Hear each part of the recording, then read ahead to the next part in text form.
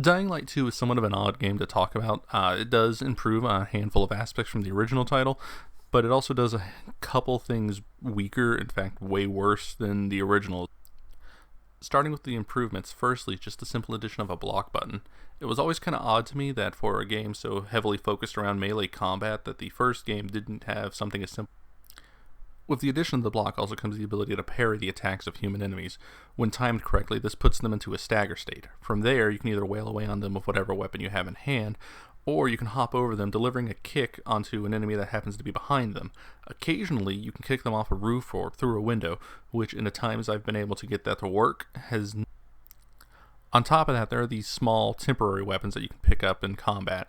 Small throwable weapons such as bottles, bricks, and spears that will either stagger an enemy or just do a crap ton of damage. In fact, I'd say that the spears might be a little broken, as every instance that I've come across them has been a one-hit kill, except on the GRE. On top of that, parkour movement has been expanded and refined, allowing you to keep your momentum when running through window small gaps. Not to mention, with all the old returning abilities, two of the biggest additions are wall running and.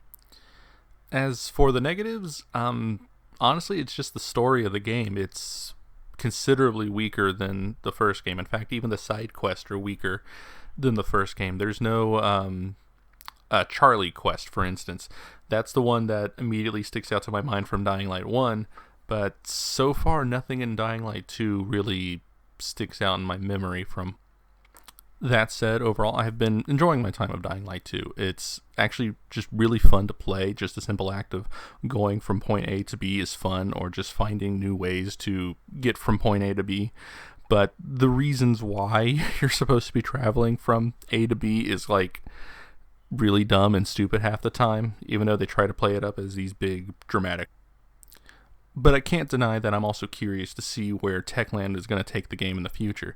After the 8 odd years of support that the first game got, and them promising at least 5 years of content for Dying Light 2, I'm curious to see what ends up happening, especially if it means DLCs that are the size of the following, which was a whole new region, a whole new place in general, new ways to play. There was the car that the following added from in the first game.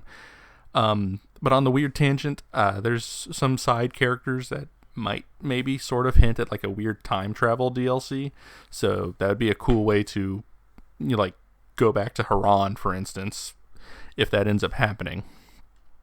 But overall, I've been enjoying it. I like the game. I just wish there were some stronger aspects, such as the story, for instance, which is just hilariously bad at times.